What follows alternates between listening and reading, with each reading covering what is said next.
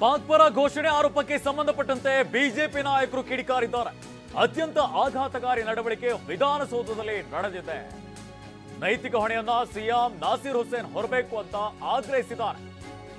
ಸಣ್ಣ ಕಾರಣ ಹೇಳಿ ತಪ್ಪಿಸಿಕೊಳ್ಳುವಂತಹ ಕೆಲಸ ಮಾಡಬಾರದು ಅಂತ ಬೆಂಗಳೂರಿನಲ್ಲಿ ಬಿಜೆಪಿ ಶಾಸಕ ಸುನೀಲ್ ಕುಮಾರ್ ವಾಗ್ದಾಳಿ ನಡೆಸಿದ್ದಾರೆ.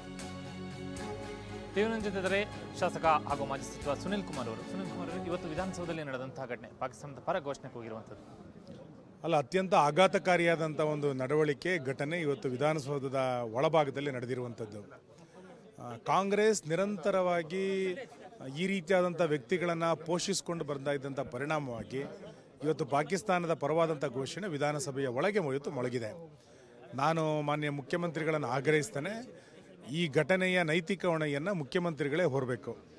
ಇದನ್ನು ನಾಸೀರ್ ಹುಸೇನೇ ಹೊರಬೇಕು.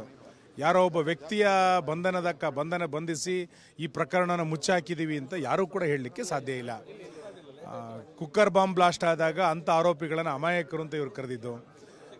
ಭಯೋತ್ಪಾದನಾ ಚಟುವಟಿಕೆಯಲ್ಲಿ ಯಾರು ಭಾಗವಹಿಸಿದ್ರು ಅಂಥವ್ರನ್ನ ಬ್ರದರ್ಸ್ ಅಂತೇಳಿ ಕಾಂಗ್ರೆಸ್ಸಿನ ಅಧ್ಯಕ್ಷರು ಕರೆದಿದ್ದರ ಪರಿಣಾಮದ ಉತ್ಕೃಷ್ಟತೆ ಈ ಘಟನೆ ಇವತ್ತು ನಡೀಲಿಕ್ಕೆ ಸಾಧ್ಯ ಆಗಿದೆ. ಹಾಗಾಗಿ ಕಾಂಗ್ರೆಸ್ ಇದರ ನೈತಿಕ ಹೊಣೆಯನ್ನು ಹೊರಲೇಬೇಕು. ತಕ್ಷಣ ಇದರ ಕುರಿತಂತೆ ನೈತಿಕ ಹೊಣೆಯನ್ನು ಮುಖ್ಯಮಂತ್ರಿಗಳು ಹೊರಬೇಕು ನಾನು ಆಗ್ರಹಿಸ್ತೇನೆ. ಇದನ್ನು ಖಂಡಿಸಿ ರಾಜ್ಯದ ಜನ ಇವತ್ತು ಆಕ್ರೋಶಿತಗೊಂಡಿದ್ದಾರೆ. ಬಿಜೆಪಿ ಹೋರಾಟವನ್ನು ಮುಂದುವರಿಸುತ್ತೆ.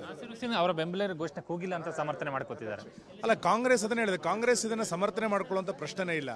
ಈ ರೀತಿಯಾದಂಥ ಘಟನೆ ಇವತ್ತು ಇಷ್ಟು ದೊಡ್ಡ ಪ್ರಮಾಣದಲ್ಲಿ ಬಹಿರಂಗವಾಗಿದ್ದಂಥ ಸಂದರ್ಭದಲ್ಲಿ ಇದನ್ನು ಯಾವ ರೀತಿ ನಡೆದಿಲ್ಲ ಅಂತ ಸಮರ್ಥಿಸ್ಕೊಳ್ತಾರೆ. ಮತ್ತು ಎಲ್ಲದಕ್ಕೂ ಕೂಡ ಸಣ್ಣ ಸಣ್ಣ ಕಾರಣಗಳನ್ನು ಹೇಳಿ ತಪ್ಪಿಸಿಕೊಳ್ಳುವಂಥ ಪ್ರಯತ್ನವನ್ನು ಈ ವಿಷಯದಲ್ಲಿ ಕಾಂಗ್ರೆಸ್ ಮಾಡಬಾರದು ಅಂತ ನಾನು ಆಗ್ರಹಿಸ್ತೇನೆ. ಇದಿಷ್ಟು ಶಾಸಕ ಮತ್ತು ಮಾಜಿ ಸಚಿವ ಸುನೀಲ್ ಕುಮಾರ್ ಅವರ ಮತಗಳು. ಕ್ಯಾಮರಾಮನ್ ಮಂಜುನಾಥ್ ಜೊತೆ ಕಿರಣ್ ಹನಿಡ್ಕ, ಟಿವಿ9 ಬೆಂಗಳೂರು.